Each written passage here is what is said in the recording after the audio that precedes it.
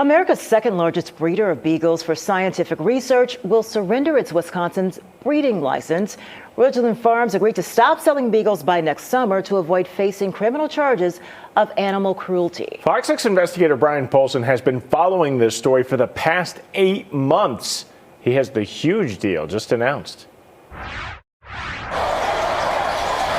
Ridgeland Farms has been in the business of breeding and selling beagles for scientific research since 1966.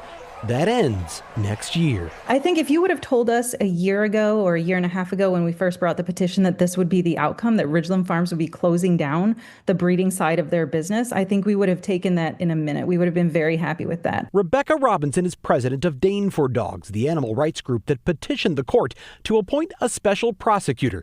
In January, a Dane County judge put La Crosse County DA Tim Grinke in charge of the investigation. The law is pretty clear. There's nothing I can do to stop animal testing. Grinke says the strongest evidence of a crime was related to so-called cherry eye surgeries performed by non-veterinarians at Ridgeland without anesthesia. But over the past 8 months, he says, the charging decision morphed into a negotiation. I can't shut down a business. I can't revoke a license. I can only charge a crime. I arrived at the realization that if they were agreeing to shut down their business, that's more than I can get out of a criminal prosecution.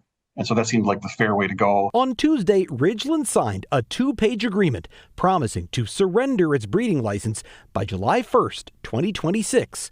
Until then, they will continue to sell as many of the remaining 3,000 beagles they have to their existing customers. As they sell their dogs, if there's anything left, the dogs will be surrendered and rehomed or adopted. This decision today is a huge step in the right direction. Robinson says it's a first step, and they have no plans to give up on the dogs still stuck inside Ridgeland's cages.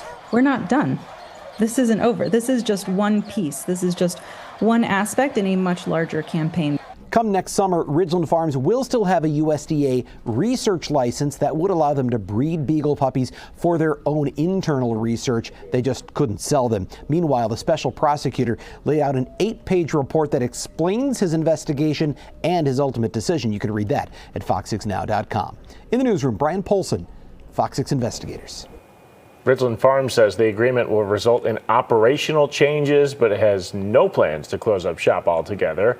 In a statement, the company writes, Ridgeland Farms will continue to play a central role in the development and testing of veterinary medical treatments. Ridgeland also says it has no plan to let groups that oppose animal research obtain Ridgeland dogs. You can read the full statement at fox6now.com.